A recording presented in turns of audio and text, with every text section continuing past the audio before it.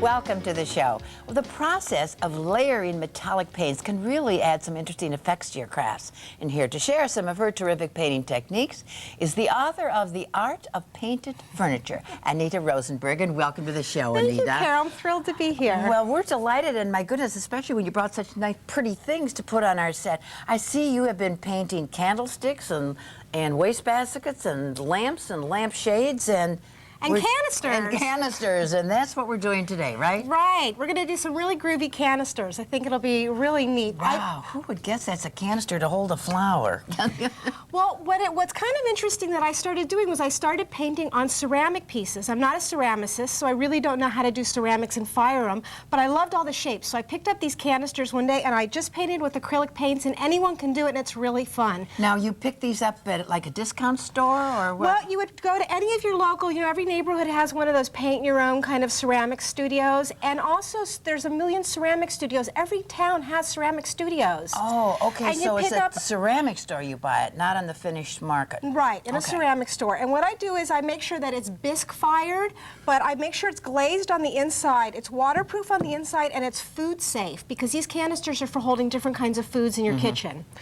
And on the outside it'll look like this, it'll look unfinished, but I did some base coats so that it's easier to get started on some techniques that we're going to do. Okay. So the first technique I want to show you is really neat. It's something that I kind of came up with in the studio one day, and we called it wispy. Okay. Because we're doing wispy. You get a really soft brush, a sort of very inexpensive brush, and what we're going to do is put a teeny little bit of paint and sort of scrub a little bit off because you don't want too much on, and we're just going to kind of wispy on top, and you can see that on top of the black, it's really kind of interesting. You kind of get clumps, and then you get, like, more of the wispy technique. And so that's how it would look if you were having a light on a dark color. The other thing that you would do is, I did a base coat of this is like a light linen. So if you did like an off-white or white on top of this, I got a little too much on there, but you can see that it's just got a little different technique. It kind of makes it look a little antique-y. It looks a little worn and weathered, which is kind of what's interesting about it. So it's the colors, the contrast. You get to get different effects with the same technique. Absolutely, and it's really fun to do. You can try it and practice with so many different colors. What the next dimension, I like layering. I like adding lots of layers and depth to my pieces. So I already did a wispy here, and I did the wispy here. And what I'm going to do is put a stain on it. And if you put a little stain on it, this is just like a light oak stain. And that's just a kitchen sponge. It's a kitchen sponge, which actually I found works a little better than brushes. And if you notice, it sort of shines it up. It just brings it up and shines it up a little bit. I don't know if you could see the contrast. It's subtle, but I like it. It adds a little more depth, and it actually, you could see it a little bit deeper when you do it. I know this is a little small piece to do it on, but it looks a little deeper on that one. And it just makes it look more like an antique piece, which is what I like. Stain is really a neat thing to kind of add as another layer. Then the next thing we're going to do is we're going to play with some metallics. So this is what the raw unfinished piece looks like, and we're going to paint a little bit of copper. Now copper and most metallics are translucent, meaning you can see through them. So you can see as I paint, you can kind of see the brush strokes. But since we're going to do another layer on top of it, you don't really need to make it that smooth. If you were just going to use this color, I would do like 2 or 3 coats.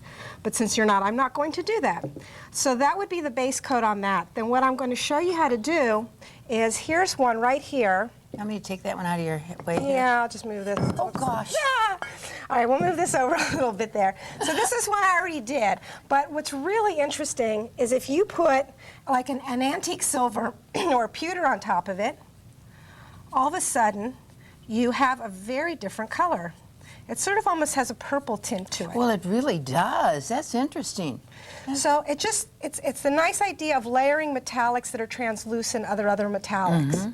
Then what I'm doing here with this piece is I've already base coated down the black, and let's see, I have a clean brush over here. I'm cross brushing, I think. This is gold, and gold looks really neat when you put it on top of black. And it's nice when you have little brush strokes on there, when you kind of have it little raw and unfinished. And is that what you have like on the finished one? I think it's a finished one over at that end there? Yes, and this is what the technique would look like if I continued all around the whole some of that piece. almost looks like green. I mean, when it comes like through a little the gold. cast through. Yes, Yeah. yes, it's very nice. And then the last thing you do is you put some detail on. So Oh, here's of a course. silver marker, which is another metallic color, and I like to do swirls.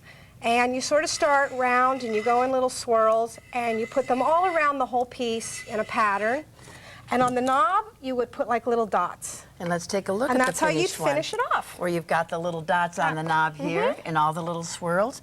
And it's interesting to see you've done a combination of the different techniques on all the different ones. They're all coordinated, but they're all different. Yes. That's very nice, Thank Anita. you. And by the way, this is her book, The Art of Painted Furniture by Anita Rosenberg.